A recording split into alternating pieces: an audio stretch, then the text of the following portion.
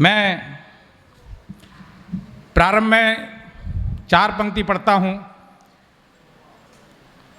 हम इस ब्रज में हैं, कन्हैया की नगरी में हैं। कवि को बुलाने से पहले कि मुरली बजावे, मुरली बजावे सब कोई मन मोह श्याम, बांसुरी की तान बान, बांसुरी की तान आन बान को बिसारती, बांसुरी की तान आन बान को बिसारती। और स्थिति क्या है कि झुंडन के झुंड, झुंडन के झुंड जुरे आवे ब्रज नार सब, झुंडन के झुंड जुरे आवे ब्रज नार सब, दौरे दौरे नंद पौरे आरती उतारती, दौरे दौरे नंद पौरे आरती उतारती। और माखन चुराई खाई जात है दुबकी कान, माखन चुराई खाई, माखन चुराई खाई जात है दुआ की कान। और ढूंढती फिरती मात जसोदा पुकारती, और धूर भरे श्याम नित कुंजन खिलत फिरे, देखी छवि मात लाल अपनो निहारती, देखी छवि लाल। तो एक बार इस आयोजन के लिए जोरदार तालियों से आगाज करें कि मैं अगले कवि को बुलाऊं। और साथियों, हमारे बीच, क्योंकि पद्मनाभ अलवेला जी का नाम लिया तो हाथरस पहले आ जाता है। मैं एक ओज की कवित्री, वैसे हाथरस के कवि और तरह के होते हैं लेकिन ये ओज की कवित्री हैं। हाथरस की पहचान उन बड़े कवियों के साथ आज के दौर के हमारे जो सामने दो बैठे हैं, जो निश्चित रूप से कल राष्ट्रीय सम्मेलन हुआ उसमें आपने इनका आनंद लिया होगा। मैं बुलाता हूँ उस बेटी अंजनी अग्निहोत्री को और इन पंक्तियों के साथ बुलाता हूँ कि मिले सकती मुझे तुमसे कि अपना साथ दे देना, तिरंगा जब मैं फहराऊं हौसला बढ़ जाए मेरा, कि अपना साथ दे देना, तिरंगा जब मैं फहराऊं कि अपना हाथ दे देना, हौसला बढ़ जाए मेरा खड़े तुम साथ यूं रहना, वतन जब मांगे कुर्बानी मेरा माथ दे देना। जोरदार तालियों से बेटी को आमंत्रित करें अंजनी अग्निहोत्री, हाथरस। सबसे पहले तो जितने भी कवि कवयित्री और सुनने वाले यहाँ बैठे हैं सभी तक मेरा प्रणाम पहुँचे।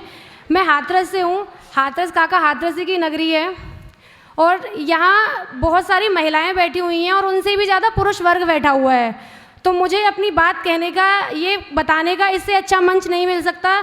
हमारे यहाँ विमेन एम्पावरमेंट की बहुत सारी बातें होती हैं कि महिला सशक्तिकरण ऐसा होना चाहिए और बहुत हद तक हमने उसको काम भी किया है, लेकिन आज भी समाज के कुछ हिस्से ऐसे हैं जहाँ महिलाओं की हालत आज भी अच्छी नहीं है। तो वो कैसी है, उन महिलाओं की बात मैं आप तक पहुँचाती हूँ कि मैं नारी हूँ। ये सब महिलाओं की तरफ से है कि मैं नारी हूँ।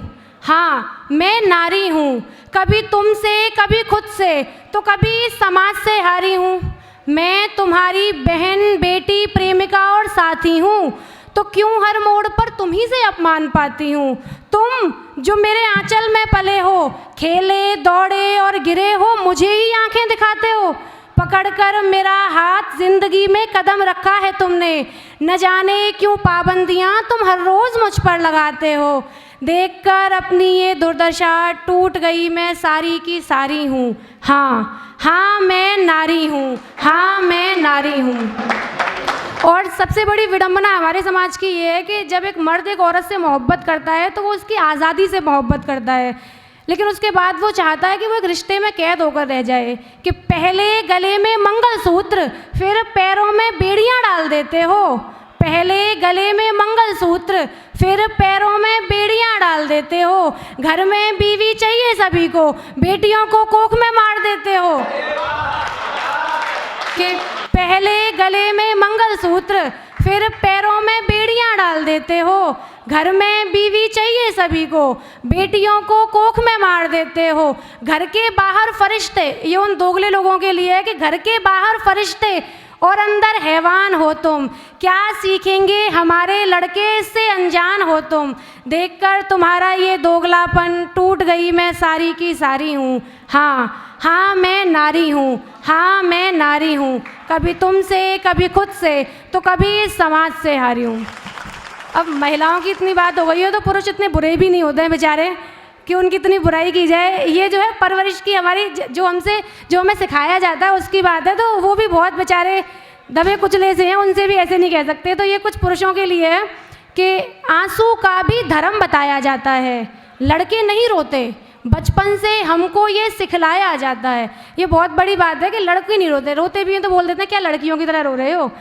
कि आंसू का भी धर्म बताया जाता है, लड़के नहीं रोते, बचपन से हमको ये समझाया जाता है। और दिल में दर्द भरा हो बेशक, आँखों में तुम नमी न लाना।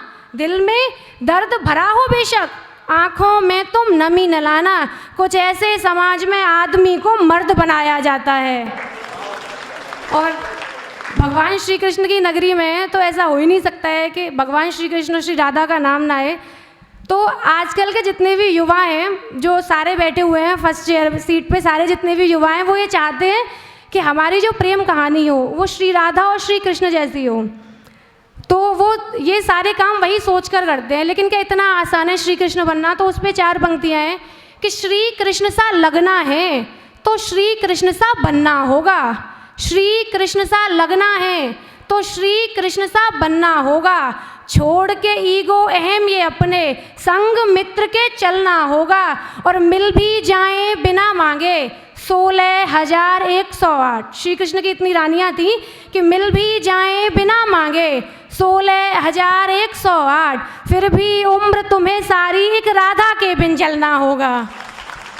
और अंतिम 4 पंक्तियाँ मित्रता के ऊपर कि भगवान अगर चाहते तो बहुत इज्जत से सुदामा को बुला सकते थे, लेकिन वो संसार को कुछ शिक्षा देना चाहते थे, वो संसार को बताना चाहते। तो उस पर 4 पंक्तियाँ हैं कि लीला देखने जो चले सभी नगरवासी, तो लीलाधर की लीला को समझ नहीं पाते हैं। वो जब भागते हुए जा रहे हैं तो सारे द्वारपाल देख रहे हैं कि ऐसा कौन आ गया है जिसको ये लेने जा रहे हैं।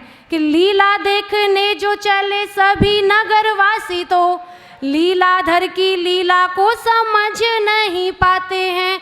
मित्र हो सुदामा सा तो मिलने कन्हैया भी, नंगे पाँव देखो कैसे दौड़े चले आते हैं। मित्रता बराबरी में होती है सुना था हमने, भक्त भगवान कहाँ मित्र हो पाते हैं। और लेना देना जहाँ व्यापार होता है वहाँ एक चावल पे तीनों लोक दिए आते हैं। एक चावल पे तीनों लोक दिए आते हैं।